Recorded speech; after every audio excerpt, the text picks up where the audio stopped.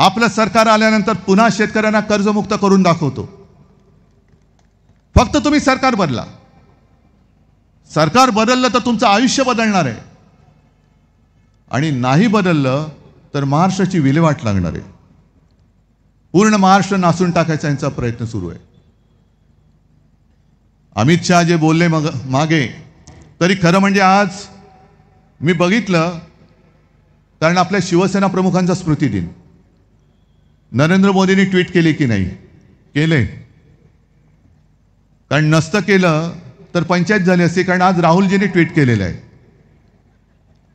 आणि आदरांजली वाहिलेली आहे। पण मार्ग कुठे कुठे कुठे भरकटायचा। अमित शहानी मला सांगितलं, उद्धव बाबू, म्हटलं हा बोलो अमित शेठ। नाही, आता मला बाबू म्हटलं, आपल्याला काहीतरी आदरातिथ्य करायला पाहिजे ना। हा बोलो अमित शेठ, तुम्ही त्या काँग्रेस बरोबर बसलात। म्हटलं म्हणजे कोण आहे? नाही, ज्यांनी 370 कलम काढायला विरोध केला त्यांच्यासोबत तुम्ही बसलात। म्हटलं अमित शेठ, 370 कलम काढताना ज्या पक्षाने तुम्हाला पाठिंबा दिला त्या पक्षामध्ये शिवसेना पण होती, हे तुम्ही कसं काय विसरलात? मग जरा ब्राह्मी तेल वगैरे लावा डोक्याला, बरं असतं। मग दोन्ही गोष्टी होतील, केस पण वाढतील आणि जर काही शिल्लक असली बुद्धी तिला पण जरा थोडी चमक येईल। पण आम्ही तुमच्या सोबत होतो हे तुम्ही सोयीस्करपणाने विसरलात। बरं, 370 कलमचा प्रश्न तुम्ही जो माझ्या अंगावरती भिरकवलाय, मग जेव्हा 370 कलम होतं आणि काश्मीरमध्ये हिंदू पंडितांवरती अत्याचार होत होते, अनेक काश्मीरी हिंदू पंडित स्वतःचं चंबू गबाळ घेऊन आपल्या हक्काचं घरदार सोडून आपल्याच देशामध्ये निर्वासितासारखे भटकत होते। जो नटसम्राटमधला डायलॉग आहे ना, कोणी घर देता का घर, हे जिणं त्या हिंदू पंडितांच्या नशिबी आलं होतं।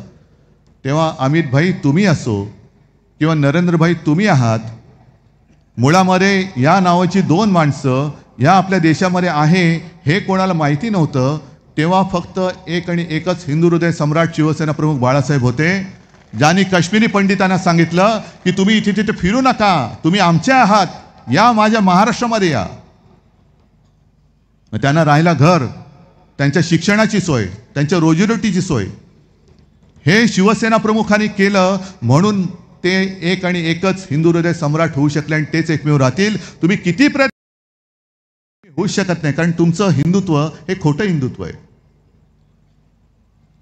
370 कलम काढलं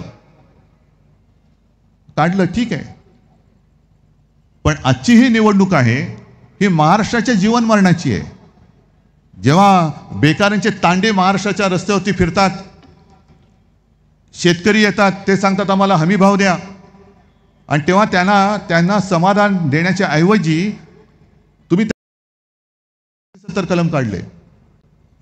काश्मीरमधला 370 कलम काढल्याचं आम्ही स्वागत जरूर करतो, पण त्या तिथे काढलेल्या कलमामुळे माझ्या शेतकऱ्याच्या आत्महत्या नाही थांबवत आहेत, महिला इथल्या सुरक्षित राहत नाही आहेत, ना कोणाला नोकऱ्या मिळत आहेत। कारण आमचा आक्षेप जो आहे तो इथे आहे। मी अनेकदा सांगितले, परत एकदा सांगतो की माझ्या मनात गुजरातबद्दल आणि गुजराती लोकांबद्दल अजिबात द्वेष नाही, त्यांचं आमचं काही भांडण नाही। आणि मुद्दामून मी चॅनलच्या समोर सांगतोय की गुजराती लोक सुद्धा माता भगिनी आणि बांधव जे हे ऐकत असतील, पाहत असतील, अनेक वर्ष तुम्ही मुंबईमध्ये राहताय, महाराष्ट्रामध्ये राहत आहात, कधी आपलं भांडण झालेलं नाही, पण तुमच्यात आणि देशामध्ये मोदी आणि शहा एक भिंत बांधतायत, त्याची खबरदारी तुम्ही घ्या। एक भिंत बांधतायत आणि ही भिंत मोदी शहा निघून जातील, मोदीजी झोळी अडकवून निघून जातील, पण मोदी शहा गेल्यानंतर गुजरात आणि आपला हिंदुस्थान याच्यामध्ये बांधलेली जी भिंत असेल ती जर्मनीमधल्या बांधलेल्या भिंतीपेक्षा अधिक वाईट पद्धतीने बांधलेली असेल आणि ती तुटायला, ती तोडायला कित्येक वर्ष जातील, तोपर्यंत सगळं विध्वंस झालेलं असेल। का करता हे पाप? खरं म्हणजे मी गुजराती बांधवांना सांगू इच्छितो की तुम्ही मोदी आणि शहाना अडवलं पाहिजे। उद्या इथले सगळे उद्योग घेऊन तुम्ही गुजरातमध्ये नेत आहात, मग इथे राहणाऱ्या लोकांनी, अगदी उत्तर भारतीय सुद्धा असतील,